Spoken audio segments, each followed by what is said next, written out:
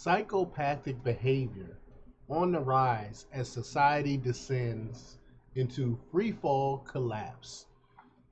I think we're actually living in the end times. That's why things are so bad. We're living in demonic times. It's so much evil in this world, and we're seeing it. We're gonna talk about psychopaths and psychopathic behavior. It's really not a psychological term. Like it's not really something that we diagnose. You don't diagnose someone as a psychopath. You really hear it used in law sometimes, but the definition is psychopathic is affected by or con, constituting. I'm sorry, constituting a chronic mental disorder with extreme or violent social behavior. But again, we don't. They call it. They say a psychopathic disorder, but really, we don't diagnose people um, with psychopathic disorder. But it's also characterized by or exhibiting unstable and aggressive or obsessive behavior. They say, quote, an obsessive attention to detail that looked almost psychopathic. So we're going to talk a little bit about that and how this pertains to what's going on around the world today. But before we get started, go ahead and hit that like button, share this out so we can get this information out there. Subscribe if you're not already a subscriber. And hit that alarm bell so you know when I'm putting out new stuff.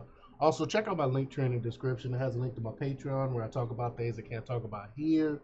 There's also a link to my Instagram and my merch store.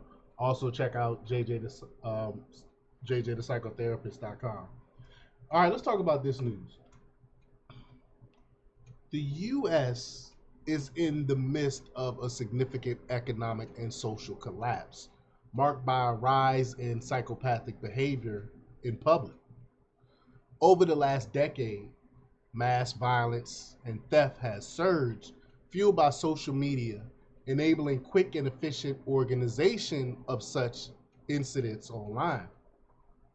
We got riots, looting, and other uncivil behavior are becoming characteristic of the new America, resembling a third world country with a widening wealth gap due to inflation and financial turmoil. Now, y'all know, I think this is by design. I think this is what the globalists, this is what the global elites want. This is why Biden is doing their bidding, destroying this economy, allowing illegals into this country, destroying our world as we know it. The disenfranchised individuals are connecting online to organize demonstrations and protests, sometimes turning violent due to infiltration by psychopathic agitators, potentially from government agencies. We've we've seen time and time again how entities like the FBI stick themselves into these to certain groups and do things. I mean, look at the Hoke, what's her name? Holcomb, how she was uh Hochul. I can't remember her name. I'm sorry. The mayor, the governor that was about to be kidnapped. The FBI was the ones actually behind that. And look at J6. Look how many FBI agents were at was at the protest there during the J6. So I think our government is behind a lot of these things. But amid political and financial chaos, actual psychopaths exploit the turmoil to commit violence, accelerating social breakdown.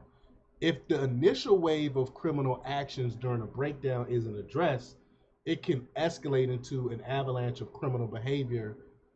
Um, the most dangerous psychopaths are speculated to be in DC, which I agree with. The psychopaths are the ones that actually controlling our government. The nut jobs are in control of the asylum. When incidents like these depicted um, in videos, like incidents of riots and things like that, become more common, society reaches a point of no return, entering late stage crony capitalism, evolving into full scale fascism. And that's exactly where we're heading. Neighborhood level organizations with an assertive stance is crucial to prevent vicious attacks on the population.